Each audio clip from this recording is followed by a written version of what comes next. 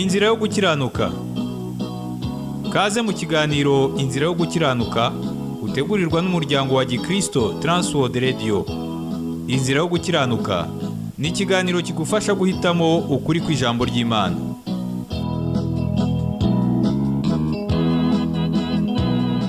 Amahoro abane nawe, ndagusuje mu izina ry'Imana umwami w'amahoro, wifuza ko buri wese asobanukirwa inzira yo gukiranuka kandi akayigandukira. Imana yashyizeho iyo nzira kugira ngo ubashe kugirana nayo amahoro nyakuri kandi y'iteka ryose. Twishimiye kugaruka uyu munsi kugira ngo tukugezeho ikiganiro Inzira yo gukiranuka. Mu kiganiro cy'ubushize twize igitabo cya Yeremiya. Umuhanuzi Yeremiya yabayeho mu myaka 600 mbere y'ivuka rya Mesiya. Twabonye uko Yeremiya yaburiye bene wabo b'Abayuda, ababwira ko nibatihana ibyaha byabo bakanga kugarukira Imana, ingabo za Babuloni zizasenya umujyi wa Yerusalemu kandi zibafate bunyago. Ikibabaje nuko benshi mu Bayuda bumvise abahanuzi b'ibinyoma bakanga kwita ku butumwa bwa Yeremiya. Nuko ingabo za Babuloni ziraza zisenya Yerusalemu maze zifata bunyago Abayuda zibatwara mu gihugu cya kure i Babuloni. Uko niko ibintu byose byasohoye nk'uko Imana yari yarabihanuye mu kanwa k'umuhanuzi wayo Yeremiya. Uyu munsi tugiye gusoma inkuru y'umusore w'Umuyuda, umwe mu bajyanywe bunyago i Babuloni. Uwo musore yitwaga Daniyeli, umuhanuzi w'Imana. Izina Daniyeli risobanura ngo Imana ni umucamanza wanjye. Ubwo nibwo bwari ubuhamya bwa Daniyeli mu magambo make. Daniyeli nta wundi yatinyaga usibye Imana ishobora byose. Iyo buri wese azahagarara imbere akayisobanurira ibyo yakoze byose, Daniyeli ntiyitaga ku byo abantu bamutekerezaho. Yashishikazwaga gusa nuko Imana imureba. Daniyeli yizeye ibyo umuhanuzi Salomo yanditse kera, aho yavuze ngo gutinya abantu kugusha mu mutego, ariko uwiringira Uwiteka azaba amahoro. Aya magambo yanditse mu Migani igice cya 29 ku murongo wa 25. Imana yahumekeye muri Daniyeli maze yandika igitabo gikubiyemo amakuru menshi. Igitabo cya Daniyeli kirimo ibyahishuwe byinshi, ni ukuvuga ubuhanuzi umwana w'umuntu adashobora kwihimbira. Imana yonyine niyo izi ibizaba muri ejo hazaza. Nyamara Daniyeli yanditse ku mateka y'amahanga menshi yo ku isi, ndetse ayo mateka ayandika ayo mahanga ataranabaho. Urugero, Dawidi yanditse ukuntu ubwami bw'Abaperesi, Ubugiriki n'Uburoma bizabaho, n'icyo abami b'ubwo bwami bwose bazakora. Kimwe nk'abandi bahanuzi b'Imana, Daniyeli yanditse ibyerekeye kuza kwa mbere no kuza kwa kabiri kwa Mesiya. Daniyeli yahanuye ko Mesiya naza ubwa mbere azabagwa, bisobanura kwicwa nk'igitambo cy'ibyaha. Ibyo wabisoma muri Daniyeli ibice 9 umurongo wa 26. Ariko kandi ko Mesiya nagaruka mu isi azacira isi urubanza mu gukiranuka kwayo. Umva iyerekwa Daniyeli yagize ryerekeye kuza kwa kabiri kwa Mesiya. Yaravuze ngo nkomeza kwitegereza kugeza aho bashyiriyeho intebe z'ubwami, haza umukuru nyir'ibihe byose aricara. Imyambaro ye yeraga nka sheregi, kandi umusatsi we wasaga n'ubwoya bw'intama bwera. Intebe y'ubwami bwe yasaga n'ibirimi by'umuriro, kandi inziga zayo zasaga n'umuriro ugurumana. Imbere ye hatembaga umuriro. Uduhumbagiza baramukoreraga, kandi inzovu bari bamuhagaze imbere. Imanza zirashingwa, ibitabo birabumburwa. Hanyuma nkitegereza ibyo neretswe nijoro, mbona haje usa n'umwana w'umuntu aziye mu bicu byo mu ijuru. Aza umujyi umwe asanga wa mukuru nyir'ibihe byose, bamumugeza imbere. Nuko ahabwa ubutware n'icyubahiro n'ubwami, kugira ngo abantu b'amoko yose y'indimi zitari zimwe bajye bamukorera. Ubutware bwe ni ubutware bw'iteka ryose butazashira, kandi ubwami bwe ni ubwami butazakurwaho. Aya magambo yanditse muri Daniyeli ibice 7 umurongo wa 9, umurongo wa 10, wa 13 n'uwa 14. Kuko igihe kitatwemerera kwinjira cyane mu bitekerezo by'Imana biboneka muri iki gitabo cya Daniyeli, umwanya usigaye tugiye kumara tuvuga ku nkuru y'umuhanuzi Daniyeli wenyine. Mu gice cya mbere cya Daniyeli tubona uko Nebukadinezari umwami wa Babuloni yatoranyije bamwe mu basore b'Abayuda kugira ngo bigishwe maze babashe kumukorera. Yatoranyije abasore b'uburanga kandi bafite ubwenge, bashobora kwiga ubuhanga runaka no kwiga inyuguti n'ururimi bikomeye byakoreshwaga i Babuloni. Daniyeli ni umwe muri abo basore umwami yatoranyije. Nuko Daniyeli atangira kwiga mu mashuri y'i Babuloni. Nyamara mu minsi ya mbere Daniyeli yisanga mu mahitamo abiri agoranye. Umwami wa Babuloni yari yemeje ko abasore bose biga mu mashuri ye bagomba kunywa vino nziza ndetse bakarya n'ibiryo byiza. Ariko ibyo byo kurya n'ibyo kunywa byabaga byacishijwe imbere y'ibigirwamana. Mbese Daniyeli yari kwemera gusenga ibigirwamana? Oya. Kubera iki? Kuko Daniyeli yatinyaga Imana. Daniyeli yari yarahisemo urupfu aho gukora ibyangwa n'Imana. Kandi ibyanditswe bivuga ngo maze Daniyeli agambira mu mutima we kutaziyandurisha ibyo kurya by'ubwami cyangwa vino yanywaga. Aricyo cyatumye yinginga uwo mutware w'inkone kugira ngo atiyanduza. Aya magambo yanditse muri Daniyeli igice cya mbere umurongo wa 8. Ibyanditswe bivuga ukuntu Imana yakije Daniyeli muri ayo mahitamo abiri agoranye, ikamuha umugisha no kumenya n'ubwenge byinshi. Kandi ibyanditswe bikavuga ngo mu ijambo ryose ry'ubwenge no kumenya icyo umwami yababazaga, yabonaga barusha abakonikoni n'abapfumu bose bari mu gihugu cye cyose inkubwe 10. Aya magambo yanditse muri Daniyeli igice cya mbere umurongo wa 20. Ibyo rero byatumye mu myaka 70 bari mu bunyage Daniyeli akorera abami 4 batandukanye, kandi Imana yari kumwe nawe. Mu mwanya muto dusigaranye turifuza kureba ku nkuru y'ubuzima bwa Daniyeli. Ni inkuru yerekana ko Daniyeli nta wundi yatinya gusibya Imana gusa. Turaza kubona uko Daniyeli yari atandukanye cyane n'abandi batware bakoreraga umwami. Abandi batware bagorekaga ukuri kandi bakarya ruswa kuko batatinyaga Imana mu mitima yabo. Nyamara Daniyeli yanze ibikorwa byose birimo gukiranirwa n'andi makosa kubwo gutinya Imana byari byuzuye mu mutima we. Yahisemo kujugunywa mu rwobo rw'intare aho kubabaza Imana. Inkuru yacu itangira Daniyeli amaze gusaza.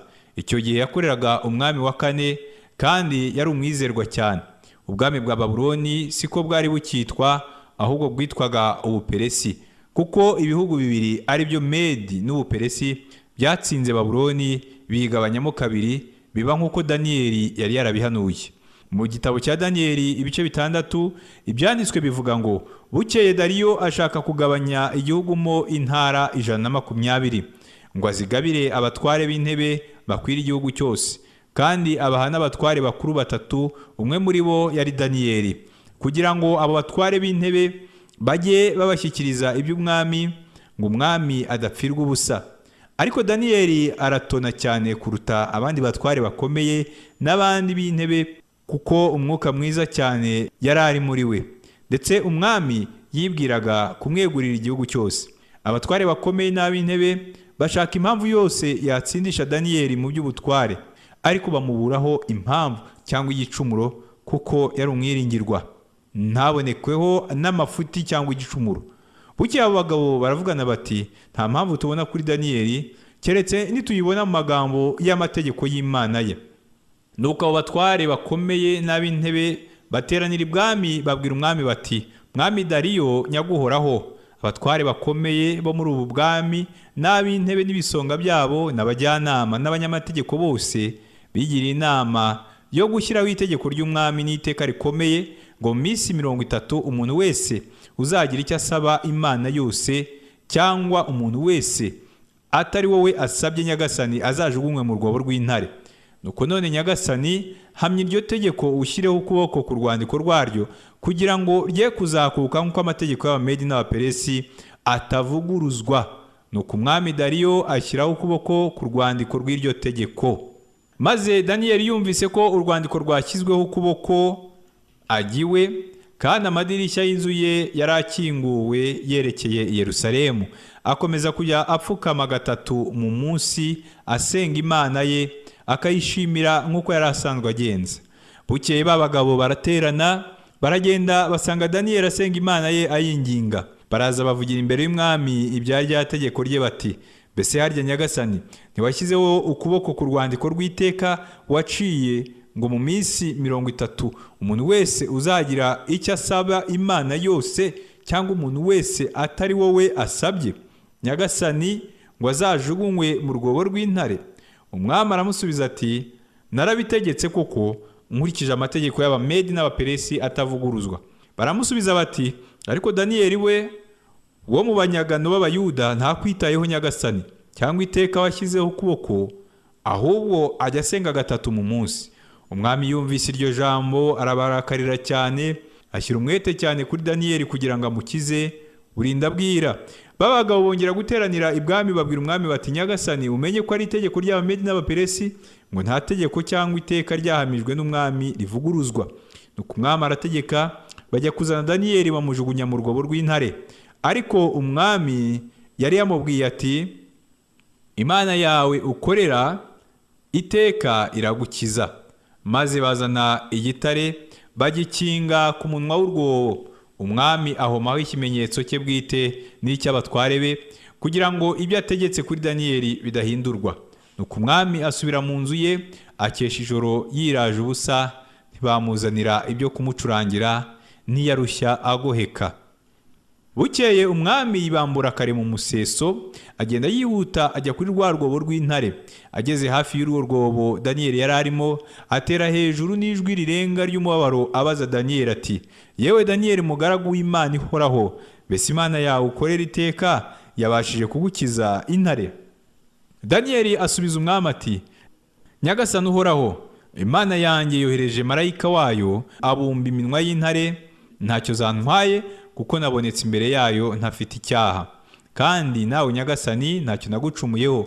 Umwami ahera ko anezerwa cyane, ategeka ko bakura Daniyeli mu rwobo. Nuko bamukuramo, basanga ntacyo yabaye, kuko yari yiringiye Imana ye. Maze umwami ategeka ko bamuzanira ba bagabo bareze Daniyeli, babazanana n'abagore babo n'abana babo, babajugunya muri urwo rwobo rw'intare, zibasamira mu kirere, zibamenagurana n'amagufwa yabo, batararushya bagera mu rwobo hasi. Umwami Dariyo ahera ko yandikira abantu b'amoko yose y'indimi zitari zimwe batuye mu isi yose ati, amahoro agwire muri mwe. Shyizeho itegeko ngo abantu bo mu butware bwose bwo mu gihugu cyanjye bajye bubaha Imana ya Daniyeli, bahindire imishyitsi imbere yayo, kuko ariyo Mana nzima ihoraho iteka ryose. Ubwami bwayo ntibuzarimburwa, kandi ubutegetsi bwayo buzageza ku mperuka. Niyo irokora igakiza, ikora ibimenyetso n'ibitangaza mu ijuru no mu isi, kandi niyo yakijije Daniyeli inzara z'intare. Amen. Mbese wumvise ibyo umwami w'umunyamahanga yavuze amaze kubona ukuntu Imana yakijije Daniyeli mu rwobo rw'intare?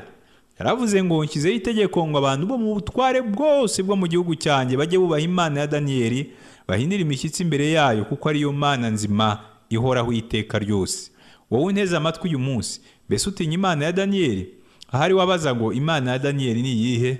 Imana ya Daniyeli ni Imana ya Aburahamu, Isaka na Yakobo. Imana ya Daniyeli ni Imana y'abahanuzi Mose na Dawidi. Imana ya Daniyeli ni Imana yaduhaye ibyanditswe byera. Ni Imana yasezeranije kohereza umucunguzi wagombaga gukiza abanyabyaha, imbaraga zikomeye kurusha imbaraga z'intare. Izo mbaraga ni iza Satani, ni imbaraga z'icyaha na kuzimu. Imana ya Daniyeli ni Imana imwe kandi y'ukuri.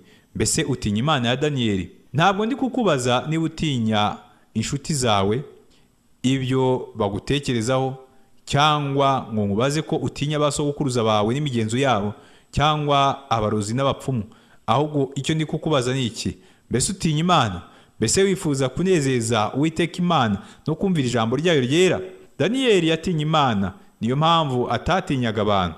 Daniyeli yahisemo kurara mu rwobo rw'intare aho kubabaza Uwiteka Imana ye. Wowe bimeze bite? Mbese utinya Imana? Mbese uyitinya nk'uko Daniyeli yayitinyaga? Ese wanga gukiranirwa nk'uko Daniyeli yabyangaga?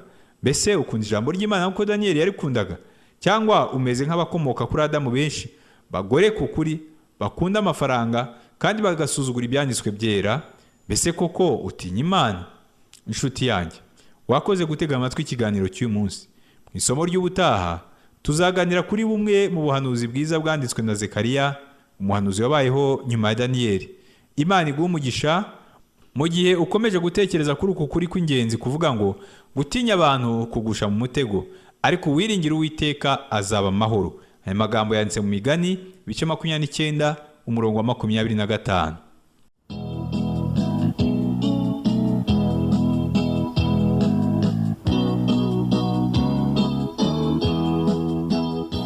Murangije kumva ikiganiro Inzira yo gukiranuka. Mufite icyo mubaza cyangwa mwunganira, mwaduhamagara cyangwa mukatwandikira ubutumwa bugufi kuri nomero ya telefone ariyo 0788 12 79 018. Mwifuza gukurikirana ibiganiro kuri WhatsApp, mwatwandikira kuri 0788 12 79 018.